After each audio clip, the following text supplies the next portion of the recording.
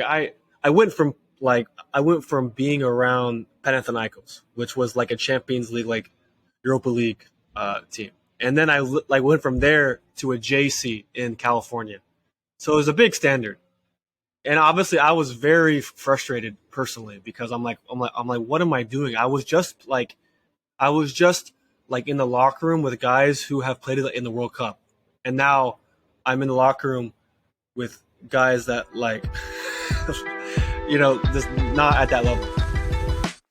All right, and we are back again, episode 41 of the Box to Box podcast. If you don't know who I am, my name is Jose Tejas. I'm the primary host of this show. I have a very special guest, as I normally do for these episodes. I'll tee him up with a great intro here in just 1 second. But before we do, guys, if you haven't already done it, like the video down below, subscribe to the channel. We're growing. It's a free layer of support, and we really appreciate it. Now, as always, Box to Box, presented by GOLZtv, GOLZtv, where you can find your free, unlimited, fan-made footy content today. We'll talk a little bit more later on in the show about the app that's coming very, very soon. All right. Now, with that said, let's on to our guest. This guy has a very, very special channel. I stumbled across it doing some very interesting footy research on myself, looking to improve how I think about my body, how I want to improve my personal game. Taylor Davidson from Football Entangled. Man, calling in from the West Coast today. How are you, my man?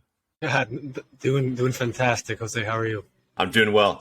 Thank you again so much for being here. I know I keep saying it. I just think that your channel is addressing the game from a very unique lens, having conversations that I don't believe many football coaches, players, kind of anybody in between are really having. And that's why I'm so excited that you're here. We're going to dive into everything, your journey as a fan, as a player, where you feel like you're impacting the game today, your channel, of course. We'll get into all of that. But before we do, the audience already knows what's coming. This is the question, that I always start this show with. Taylor, who are you today? Well, that answer changes on the day. Sometimes I'm a businessman. Sometimes I'm a footballer. Sometimes I'm a left back or a center back or a left mid, or whatever. Other times I'm an agent. Other times I am more or less just a man trying to help young and other developing or even guys older than me in the professional game get the best out of themselves and prevent any kind of sabotage and get themselves to where they want to be. I love it, man. And that's a great summary. I think if you even wanted to summarize your channel that way, that's probably the best way you could do it. Getting players where they want to be. And I would even throw in using, I guess we could say in a very positive way, non-traditional methods that most people aren't talking about, really aren't promoting. I think it's just because you have a unique knowledge base that many aren't able to tap into. So we'll dive into all of it. But as we typically do on this show, I think I want to start at the very beginning, talk about your journey as a player, as a fan of this game. There aren't too many of us when you think about how big this country really is. And I think that your story is going to be very, very unique. So let's start the earliest days. So if you wouldn't mind, man, the earliest memories that you have of football, of the beautiful game, what were those, right? I mean, here in the States, it's such an interesting question to ask a fan. Were you always purely just a fan? When did you want to start picking up the ball and playing? Well, growing up, actually, no one in my family had played soccer or football before, and everyone plays tennis. Everyone was on the beach, like surfing, and so I was kind of forced to play tennis all my life growing up. And then there was one day on TV, there was this Arsenal Liverpool match, and this short little Russian guy scored like 4 goals, named Andrei Arshavin. Yeah. And he scored 4 goals, and from that point on, that was me. I was into soccer. I couldn't care less about tennis anymore. I was just like, I want to play soccer, Dad.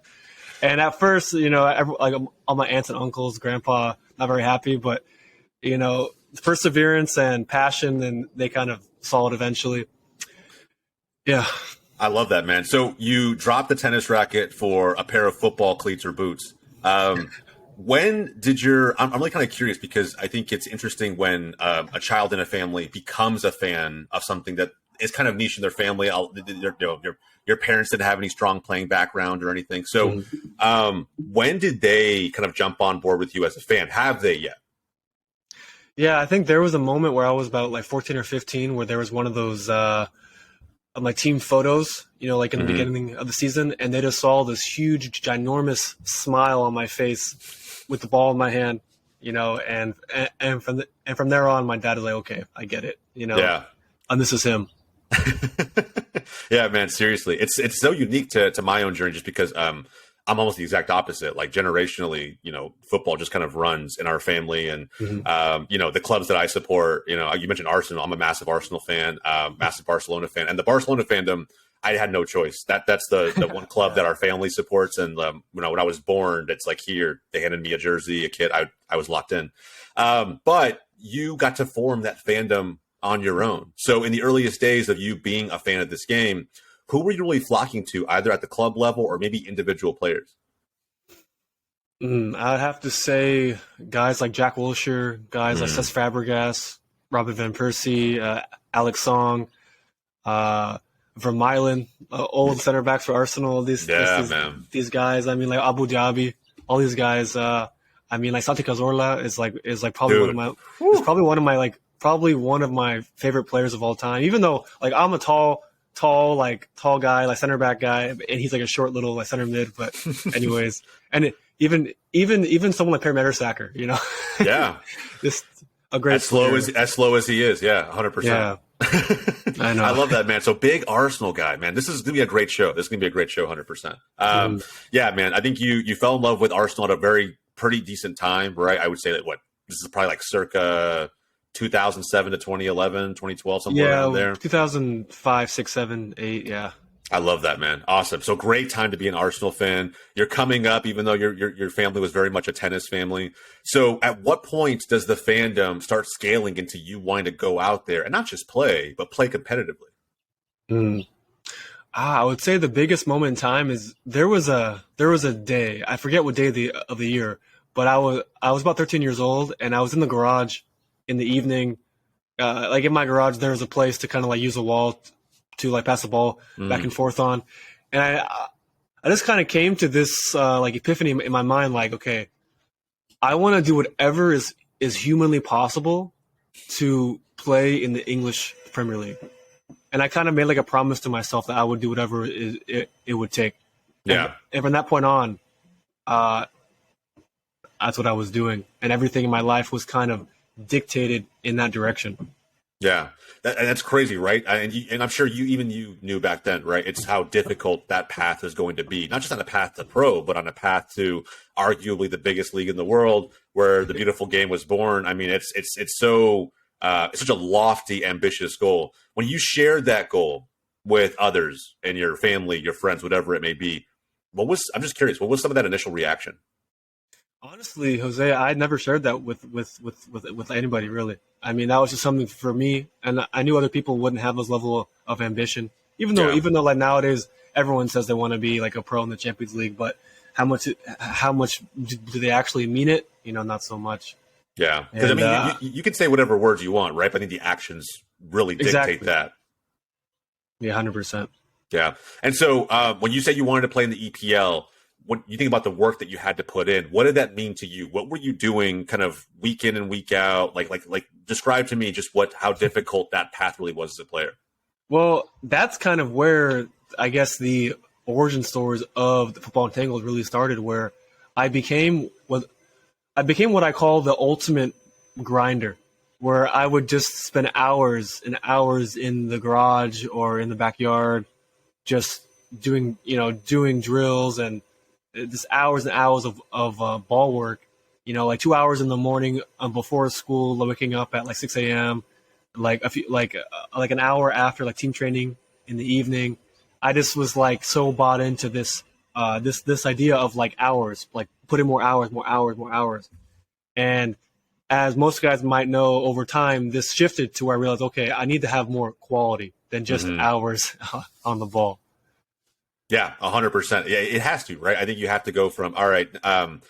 It's not just doing the work; it's like you said, the quality of the work that you're putting in. Mhm. So for those who maybe are working, let's say there's an aspiring player listening in at this moment. for those who are still working harder, not smarter, kind of define what that means, right? How did the work that you're putting in transition over time and become more not just effective but efficient? Well, the biggest thing is if I had simply gone and played indoor and gone and played like futsal instead of spending thousands of hours in my garage, I would have been like twice the player. Because that level of intensity you cannot replicate anywhere else. Playing like 5v5 on the concrete or on the turf like cage fields versus good players in your area. There's no other way to replicate that, and you can get so much more out of not like putting less in, because maybe over the scope of things there's less actual time on the court, but the quality and the intensity that you're reaching is way higher than anything anybody can do in the garage or the backyard.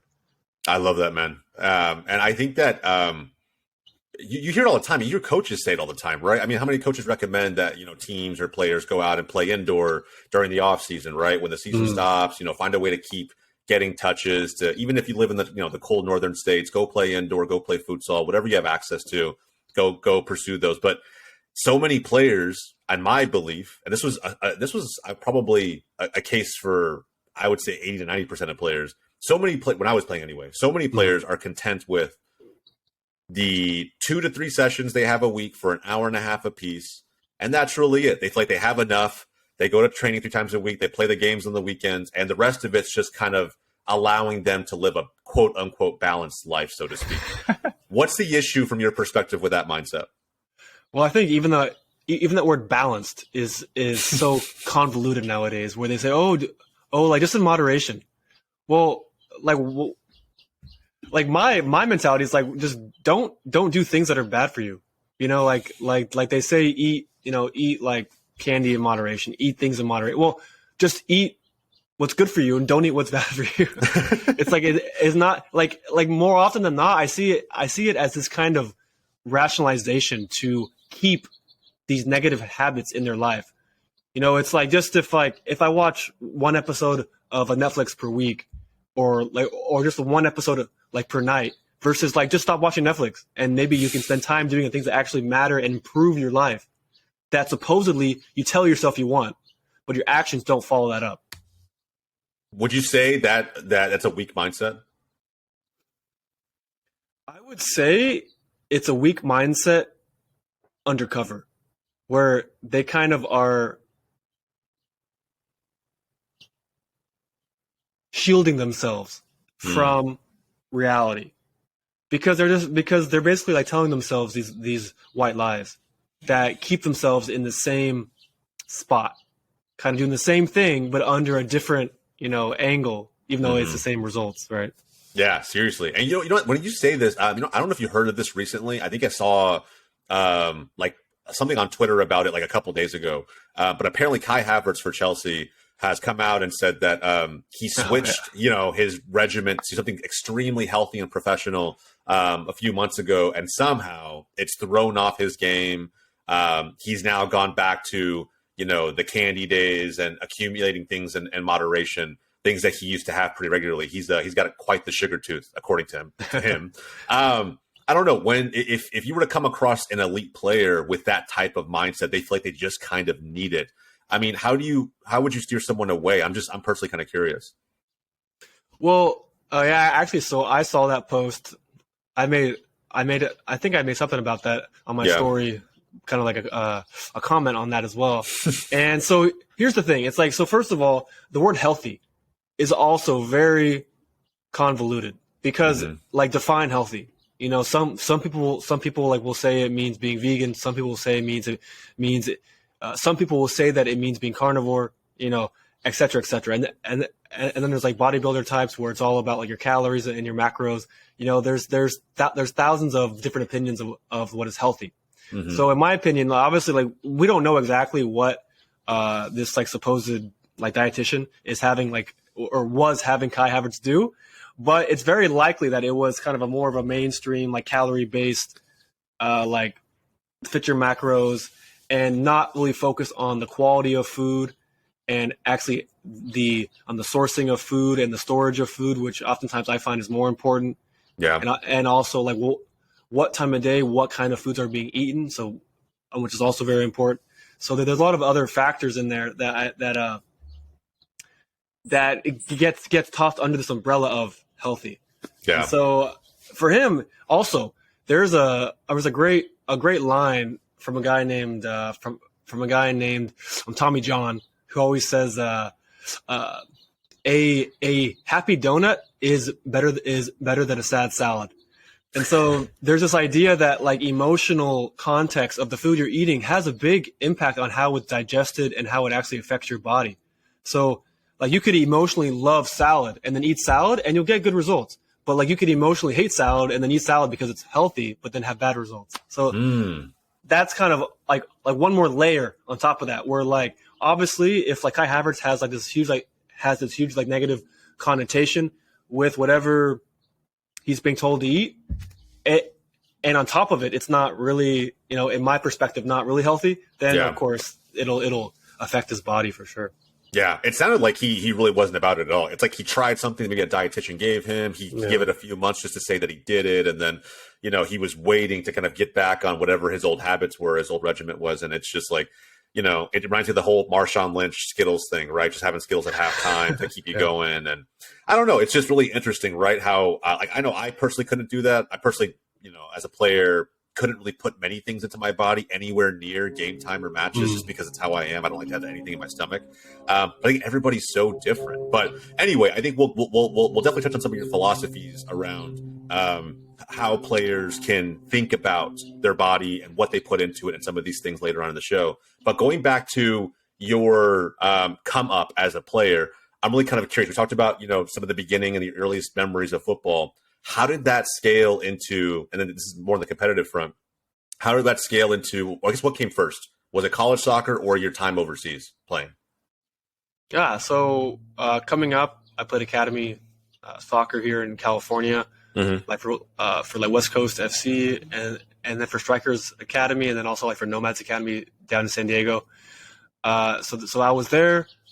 In between those years in high school, in the summers, I would go over to Europe and I would play in these like showcase tournaments over in Denmark, Sweden, Holland, trying to get like seen and get picked up and all that kind of stuff. And then after high school finished, I went to play in the Junior Allsvenskan, which is like the first division for the under 20s in Sweden. Okay.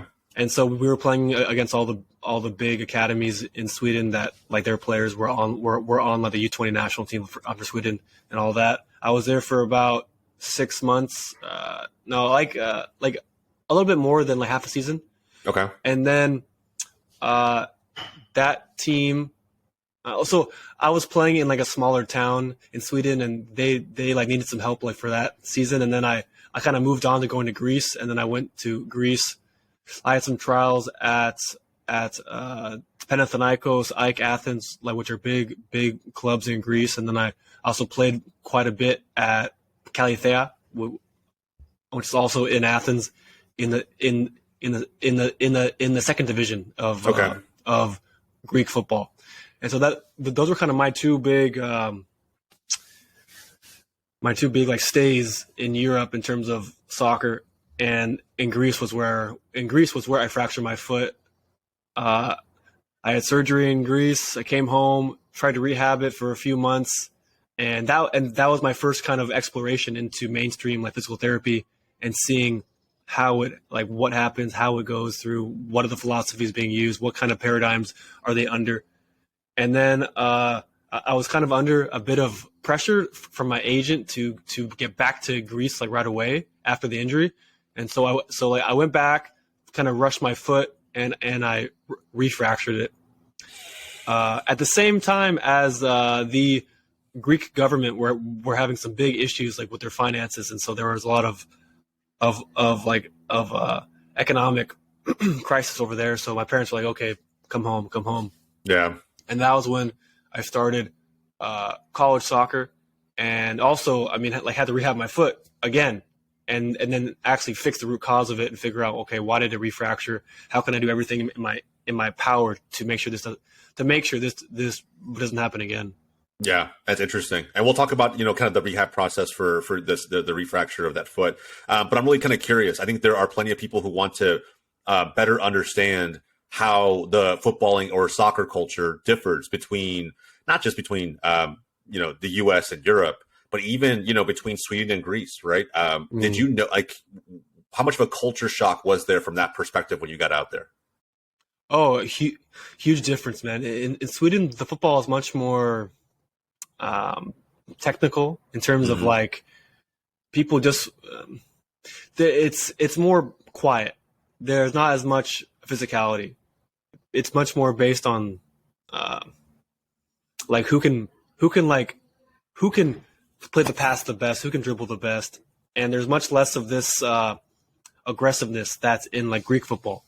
And Greek football, like you see, I mean, most of the best Greek players that have played at the highest level, like usually are defenders or keepers, and so they have this kind of defensive like spirit in their play, and it's just kind of the big difference. And it's very, very, very like almost ugly in Greece in terms of how they play, but I guess like in 04 they did pretty well in the European Championship. So. But, yeah, 100%. But that was a while ago. So yeah, I mean, it worked though, right? They upset Portugal in the final. I mean, they did doing something right at some point. Yeah, I love it, man. Awesome. So, and with that said, talking about the refracturing of your foot, coming back to the States, where was college soccer just an opportunity for you to keep playing, or did you see some opportunity and value on the academic side as well? Well, obviously there's a big push for my parents to go to college. At the time I was about 19 at the time. So, I'm 19, no job. I probably should go to school. Yeah. And I was always good at school. Like never had a problem having good grades and all that. So I went to school, and also, I mean, it was a pathway to rebuild my career and get to like, and for example, get the D1 soccer in Europe and play, and then get my degree, play D1 soccer in America and get my degree, and like play at a decent level. Which, I mean, to be fair, I mean a lot of D1 programs are very comparable in their quality of play to a lot of teams in Europe, like at a like second, third division level. Okay. But America, like all the college programs have much better facilities because of the money from like football and basketball and stuff like that. Yeah. I've heard that a lot, actually. We've had, a coach or two on the show previously where, they brought, kids or players from the States over to Europe. And that's some of the first kind of, I mentioned culture shock before, right? That's some of the first things they notice, that the facilities are not quite the same. They're much older. They work, everything works the same, right? It's just that, it's, you can feel like maybe it's not the brand new equipment that you're typically used to when you go to a college campus. That's just one, I don't know, maybe a basketball title, or has seen some success in other sports, and that's translated to everybody, every athlete on campus benefiting. That's right. I think it's really, really interesting. So, walk me through how you went about deciding where you wanted to go. Well, I mean, it was very simple. I mean, there was a local junior college in my area, just like half an hour or like 20 minutes from my house. I knew the coach there. I called him up. Can I get in? Yeah, no problem. Like, you're in. Okay. So it's just because, I mean, I could live at home like with my parents, and they could help me, obviously, like rehab from the surgery and everything. Yeah. And so I went there. I played a season, and then I transferred out to Cal State Fullerton the following spring after the fall season. And how much of a jump up in quality and competitiveness was Cal State Fullerton?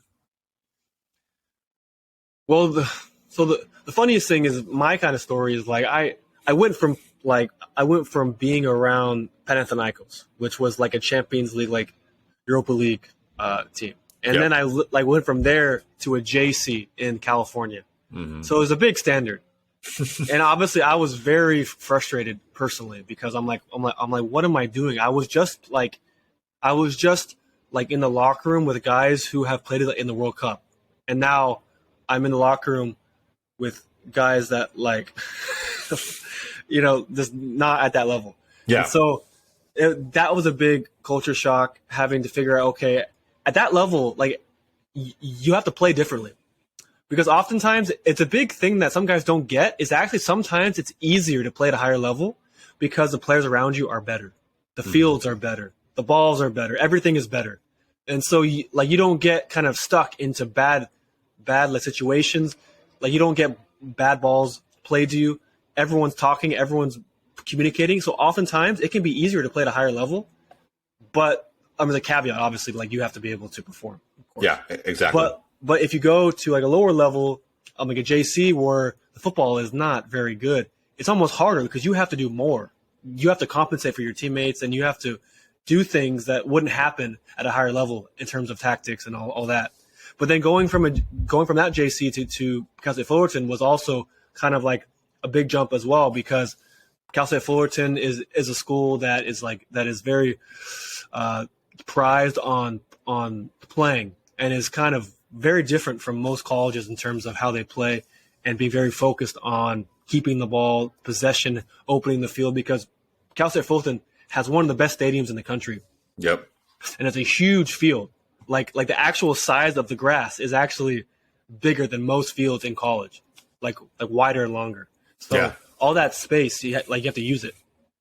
100%. And I mean, a very competitive program, right? So you're making a big jump up.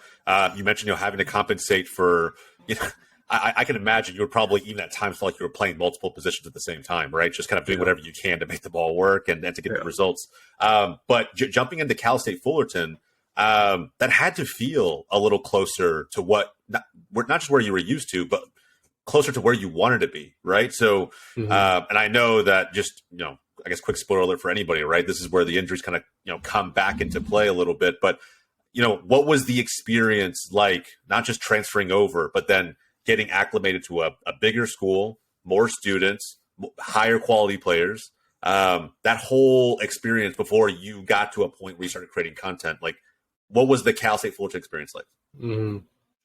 Well, I mean, it was definitely nice being in a real program again, and kind of having the facilities around you, because when you play for a school like with a big stadium, it just feels different than like playing for a school like with a track field, So there's a different culture there for sure. It wasn't hard to adapt because it was what I wanted to do. I mean, I was there to play football, to play soccer, so that's what I wanted. And then, so something that the big thing is, even when I was playing at the JC and I like came back from my foot injury, I still was never the same. I had lost basically like a step in my speed.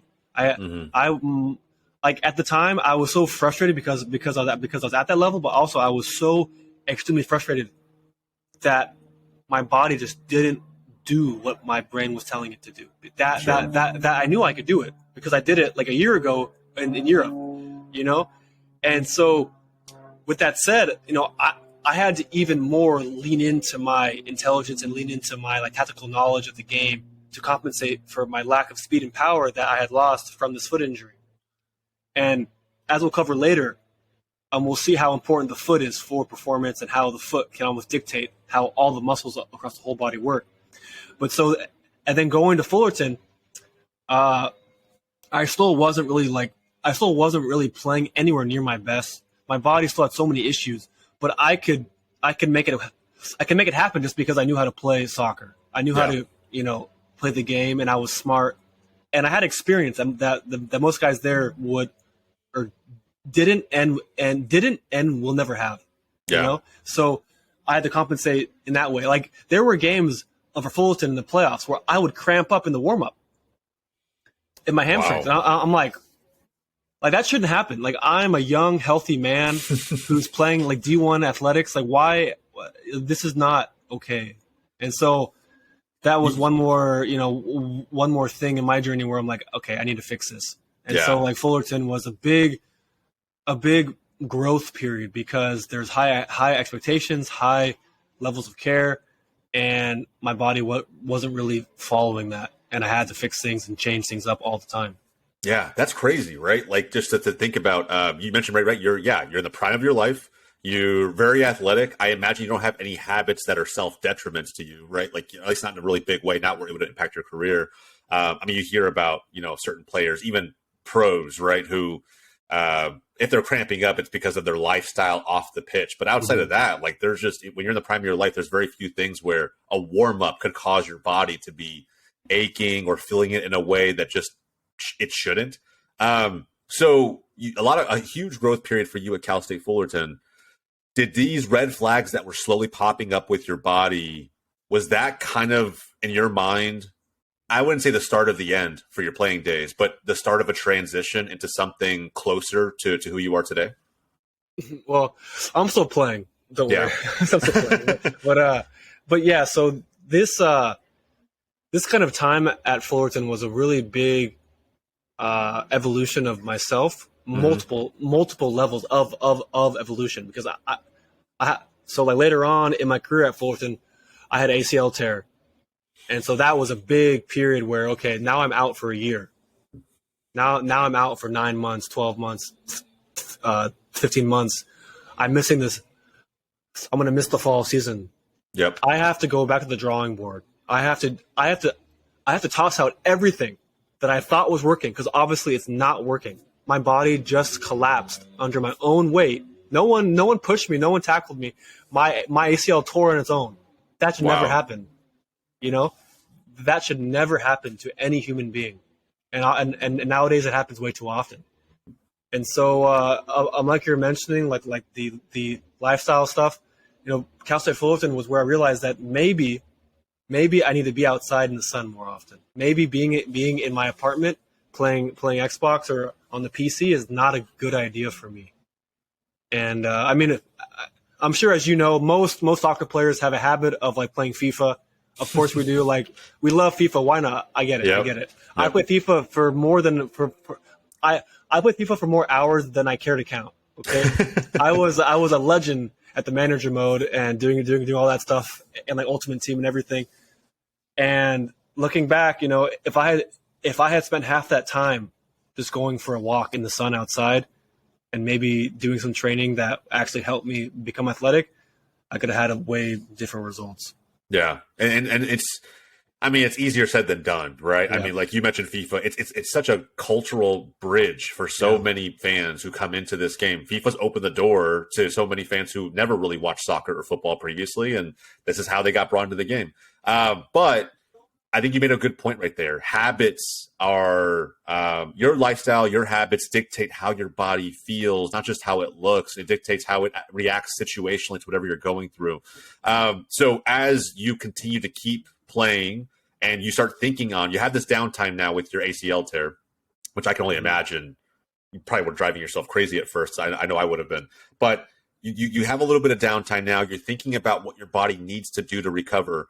Where do you start making the mental switch to like, okay, I'm going to start from scratch. I'm going to chalk everything I've known about traditional recovery and therapy for my body, and I'm going to start taking alternative approaches to recovery? Yeah, good question, Jose. It's basically, you always have to look at the actions. I always ask myself, okay, if I'm doing the same thing that I was doing before I got hurt, then I'm going to get hurt again. So like it's just as simple as that. And then from that kind of realization, that took me to having 40, 60, 80 tabs open on my phone, thousands of videos on my YouTube watch later list, and going through every little last thing you can imagine, going deep into things that I would never have even thought about ever knowing about, and learning about it, because I wanted every 0.1% improvement that I could get. Yeah. And if enough of those things added up to a 5-10% thing, then at the highest level, that could make the difference between playing in the championship and in the Premier League. Yeah, details, right? It's all about the details. Like people think getting 1% better doesn't mean anything. If you get 1% better every day, by the end of the year, you're over 300% better than you were the previous year. I mean, it's the only way you can really look at it. But you mentioned having a million tabs open on your phone, going down rabbit holes on the internet. kind of, sort of rewiring your brain to think about how you treat your body and what habits you really go through. What are some, I know you did so much research and you learned a ton. What are some of those myths that you think players still believe today that you just kind of debunked on your own? Is there anything out there that you would maybe just kind of build some readily available advice around? Yeah, we could be here for an hour about that one. So, I mean, just like one like story in my head that I keep thinking about is like, so I don't drink coffee. I don't think coffee is very great. I think coffee is a drug that is used to cover up poor lifestyle choices. But I never drank coffee anyways, like before I even came to that conclusion. But I was a junkie on chocolate. I love chocolate, and I was super into all these dark chocolates, and they're healthy for you, and they have the antioxidants, and they help you recover, and it's like better blood flow and that kind of stuff. And I literally had like 20 tabs open about every single thing about chocolate, and figuring out, okay, like how do they manufacture chocolate, and then you find out that there's like 12 different ways to like actually manufacture chocolate, and that each different way affects how the chocolate is absorbed into your body and what effects it has on you. So like those are examples of just crazy shit that I would be, excuse me, that I'd be reading about all the time. Yeah. And so obviously, like, to answer your question, I mean, I thought, long story short, I now stop eating chocolate. Yeah. But I mean, I think it's like that's a great story for like an example, right? But even how something is made, I don't think players ever go that far. I know I didn't. Many players, we just rely on the advice that we're given, right? I remember, like, we talked about it off screen before the show started, but I remember watching your video on plyometrics and why there's so much misinformation on why and when we should be considering putting our body through plyometrics. So many players just do it as like a way to keep themselves in shape. You hear about like load management and things like that. And I don't know, like you get there's a lot of information, a lot of noise around the things that you can be doing to improve your balance, your power, your speed. And like we said before, right? The details matter. Even having that 1% advantage goes a long way. Mm-hmm. I don't know. Like, is there a piece of advice you would give to an aspiring player who is hearing all of this, maybe dealing with an injury? They've been told a million things by physical therapists or rehab specialists, and maybe they don't know who to listen to. Well, you always want to listen to the person that's actually walking the walk, the one that's actually showcasing what he's talking about. Mm-hmm. So for me, I always kind of really got hung up on this idea of these like strength coaches in the gym creating programs for athletes when they themselves are not an athlete. And I know that will hurt some feelings, but the reason I say not an athlete is because lifting weights is not a sport. I know there's like I know that there is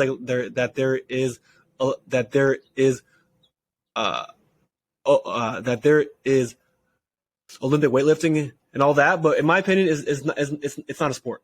Yeah, it's not a sport because you're not actually competing against someone else. Mm-hmm. There's no actual emotional intensity from a other human being, making it a reactive competition. And so these guys who are like ex bodybuilders, ex powerlifters, and they have like a few years of education under some kind of like body that gives them licenses to do like strength programs. To me, that is just so far from athletics. It's not athletics in its shape and form, in my opinion. The same goes for like physios. Like at my school, like we'd have a physio who, he's eating microwave burritos for lunch. And I'm like, how is this going to help me get healthy on the field? Like, I don't want to follow advice from this guy that can't rationally think that that's not a good idea. Because if he's making such terrible choices like that, then how is he going to, or then what is he going to do about my knee or my ankle or my back? That if he makes the wrong choice, I could go out and play and like push through the pain, and then it gets worse, and I have an injury, and I'm out for 5 months.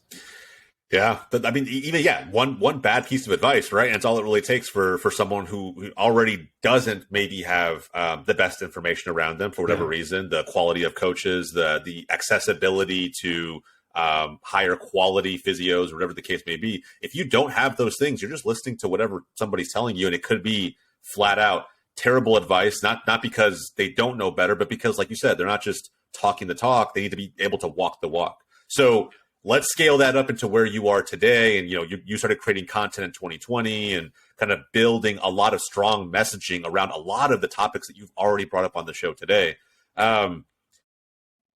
Was the motivation for the channel solely tied to your experiences as a player and making sure the next generation of players didn't have to deal with some of those setbacks? Or, I don't know, was it deeper than that? Are you just immensely passionate about debunking a lot of the misinformation that exists around some of this stuff?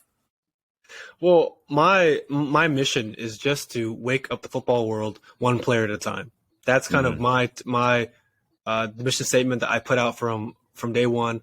I wanted to revolutionize the football world and help guys individually, one by one, so that they could improve their careers and not have to go through the things that I went through, and not have to suffer and waste years of time and effort and money doing things that aren't actually helping them improve. Because I just went through so much suffering. Like there's no reason that every soccer player should have to do this, or any athlete of any sport. If you simply just work with nature, which is one of my like terms, and just do the right things, basically, then you can get great results and you can have a great, fulfilling career as an athlete and actually enjoy the game. Because the reason that everyone got into playing soccer or playing basketball or whatever, any sport, is because you had fun when you were a kid, right? And so I want to help you keep having fun. Yeah, and do it in nature, right? And do it outside and enjoy the aspects you enjoyed so much about it when you were a kid. Because if you're dealing with an injury and trying to rehab and get yourself back to where you were, that part, it's almost like you're forcing yourself to play, right? You're forcing yourself to kind of go through it because you need to. And if you're not, don't have a great sense of what good habits are outside of all this work you're putting in to get back on the pitch, it's even more difficult, right? Like if you mentioned before, still doing the same thing, still playing FIFA, still eating on the couch, still not going outside too often. Maybe you let your dogs out, a few times a day, and that's really kind of it. So walk me through kind of just a little bit, just going an inch deeper on your philosophy. What are some of the core pillars of it, right? I've heard you reference a lot in your videos. Sunlight, massively important, right? Your diet, massively important. The habits that you have, you kind of work through on a day-to-day basis, massively important. Yeah. What are some of those core pillars of not just your channel, but your philosophy in general? Well, first and foremost, go outside. That's the first direction I'll give anybody. Go outside, get barefoot, start actually feeling nature and feeling reality. And because anytime that I say the word nature, you can replace that word with reality, because that's what it is. Some people get turned off by the whole nature or whatever, but it's just reality. I mean, like no matter what happens every day, the birds are chirping, the waves are coming in and out, and that's reality. Reality is not on a TV screen. It's not on your phone. It's not on Netflix. It's not in the gym either. It's not in the physio room. So that's kind of like my first area that I'll talk about. And my next area that I'll talk about is, okay, let's understand what is actual performance. What is the human body? How is it designed to work? Because for most of us coming up through normal education, our understanding of the human body is very outdated.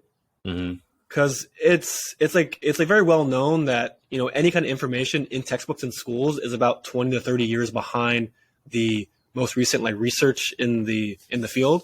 Yep. And so, for example, most kids know the human body as that skeleton mannequin with the bar holding the skeleton up, and then all the teachers use that to, okay, like here's the clavicle, like here's the ankle bone, here's the shin bone, here's the fibia. And then, okay, so then there's muscles here and there and here and there. And then so we're taught that all these muscles have names, that there's a hamstring and there's a glute and there's a quad. And then there's different muscles in the quad group. And so we're taught these names of muscles. But in reality, the brain does not know those names of muscles. The brain has no idea what these human scientists are talking about. The brain only knows movement patterns. And all those muscles just exist inside pockets of fascia, inside one fascial web. And for those that don't know, fascia basically is just a web-like tissue, very spongy, that connects everything in our body. It wraps and interlaces around all muscles and neurons, bones, and organs, and your skin as well. I mean, even some people in the fascia world do include bone and skin in or under the umbrella of fascia. Okay. And so this paradigm is a big shift for most people, where to realize the body is not just muscle, and that you can't treat muscles directly, because that's going to affect the whole system indirectly. And that causes more issues down the line. I see most athletes in the physio room or in the gym entering this process of what I call whack-a-mole therapy, where basically there's a pain in your hip. So, okay, let's fix that. So whack the mole. And then there's pain in your ankle over here. Like one week later, okay, let's fix that. And so you go in circles, like a hamster on a wheel, just going in circles, wasting all this energy, and never actually taking a step back and looking at the whole body as one system and understanding, okay, why is that pain there? Because in our American medical system, we aren't taught to think this way, because it's not good for business.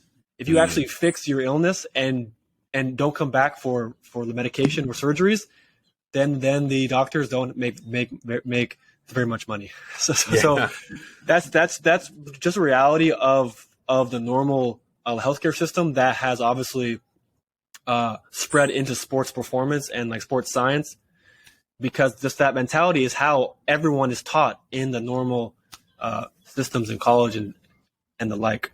Yeah, seriously. Everything is interconnected. And, you can hear that. And some people think whatever they want, right? Like, oh, but still, if my hammy's, if I'm feeling my hammy, it's my hammy, I got to deal with it. And it's like, sometimes I think opening up your mind, and which is, I feel like it's happening to me right now as we're having this conversation, opening up your mind and thinking about that, yes, we can make this pain go away today, but it's not just this. You're going to have to make more holistic changes to ensure it doesn't happen again, and to ensure that other components, whether the other muscle groups, other parts of your body, aren't also, like you mentioned, indirectly affected. I think it's huge, man. Your channel seems like it's very educational, and the education's built around strong storytelling, because again, you're referencing all of this back to your experiences as a player, your experience working with other players. I know we're kind of getting close to time here, but just to kind of, one more question to kind of wrap all of this up. Is there, when you think about what's maybe this alludes a little bit to the future of the channel, when you think about all the players that you've seen, right? People that you maybe have coached to think a little bit the way that you think, what do you think is going to be, and this is probably a deeper question, what do you think is going to be the next, I feel like you're on the start of something. There's going to be some sort of evolution how players are managed. And I think we're already kind of seeing it now. I mean, I can't think of a time in history when the player, kind of was in their quote unquote prime as long as they are today, right? You see some players lasting until 36, 37, 38. They're taking care of their bodies in a way that we've just never seen this layer of longevity before. I can't remember. I remember still when you got over 30, you were considered over the hill, and you were kind of on this downward trajectory for the rest of your career. Nowadays, 30, 31, 32 could be your prime. And depending on your position on the field, you have plenty of career ahead of you. Do you have a bold prediction on like maybe what's next in terms of like major developments on the physical side of the game and how players treat their bodies? Well, I mean, personally, my viewpoint is that currently the football world is kind of in disarray. Yeah. And so I do agree with you that yes, there is this kind of longevity that we see superficially, because we have so much modern technology that can create, let's say, band-aid approaches to basically patch players up and keep them on the field for an extra 3, 4, 5 years. Yeah. But those guys are the same guys that after they retired, they're just destroyed. And they have lots of serious issues, and they gain weight quite fast, and they end up having a big belly or something. But it's crazy, actually, when you see some players, right? I mean, we've all seen pictures, but like, and certain players, I mean, even if they don't play for like a few months, you kind of see it. I remember seeing pictures of Eden Hazard or pictures of like Willian after like, you know, Arsenal didn't play him for a few months or Real Madrid didn't play Hazard for a few months. And like, they come back from the offseason and you're like, dude, they look completely different. I mean, so sorry, I didn't mean to cut you off there. But like, yeah, I understand completely what you're talking about. Like, you can see some of the changes, even if they don't keep their playing at a high level for a few months. Mm-hmm. Yeah. Sorry, go ahead. Well, I was going to agree with you in that there's a lot of this distinction between health and between performance. And I think in the mainstream, we kind of have this assumption that performance and health are like that are going like this, and they're not helping each other. In my opinion, is like, to me, that never made sense. Like, if your health isn't like, if your health is getting better, that means your performance is getting better. And if your performance somehow improves coming at the cost of your health, then is that actually performance? And so, in my opinion, in my perspective, and how I work with all my players, is health and performance is the same thing. Injuries and performance is the same thing. You have the same rehab program to either fix your injuries or prevent injuries or to get faster and stronger. It just depends on the intensity and the amount of reps and sets, whatever. And so I think players need to realize that ultimately it's their responsibility to do what's best for them, because the physios, the trainers, even the coaches don't have their best interests at mind, because when you're out injured, they will happily bring in a player to replace you. And I've seen that first happen to me. I've seen that happen to thousands of players. And I'm sure you've seen it at the pro level. I mean, the one thing for me that's very interesting is if you look at the stats of how many players are in squads at pro clubs nowadays versus 10, 20, 30 years ago. Because nowadays, like, you have like squad numbers of about 25, 30 players. You have like 2 11s plus extras. Yeah. In like 2004, when like Arsenal went like undefeated, I mean, I think the squad was like 15, 16, 17, 18 players. Yeah. And so that speaks to the resiliency of these players to play week in, week out and never miss a game. Yeah. It's crazy, right? Like, yeah, I mean, nobody ever measures the impact of the game and how it's changed over time physically. Of course, you can debate mentally as well. But, yeah, just even the size of the squads, right? I remember in college, I hear nowadays for some programs, I've heard as low as 20 players and as high as sometimes like a football team, like 60 players, right? Like, I'm like, how? Like, why recruit that many athletes? But maybe there's some sort of deeper underlying problem that we're not seeing. I don't really know, but I know times have changed dramatically on that front. And you're right.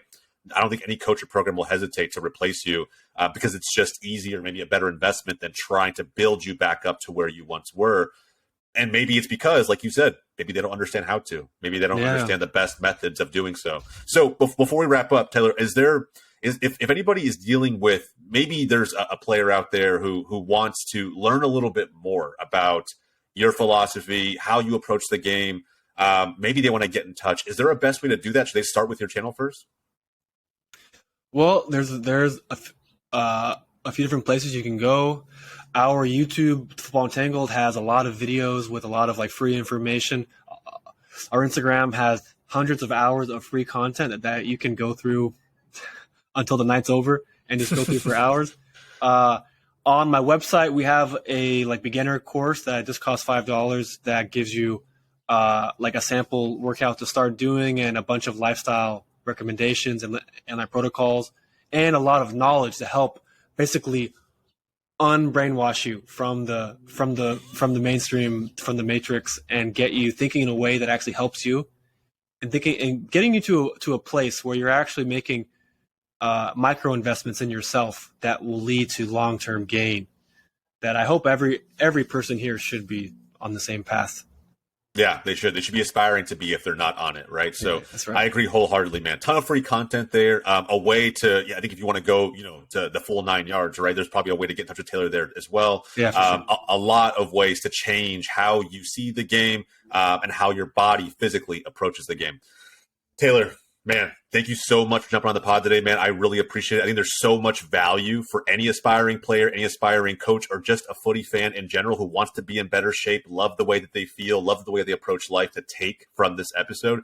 Guys, I'm going to link everything down below, the website, his YouTube channel, his social channels. Go follow them all down below. And again, if you feel like you do need some extra help, again, kind of unwiring your brain, so to speak, and putting you on the path to looking and feeling significantly better, Taylor Davidson's your guy. Taylor, again, thank you so much. I really appreciate it. If you stuck around to the end of the video, again, I will say it, please like the video, subscribe to the channel as we continue to push out more stories that are hopefully going to help us create a true culture around the beautiful game here in the States. From everybody here at Box to Box and at GOLZtv, my name is Jose. Thank you so much for watching. We'll see you guys next time.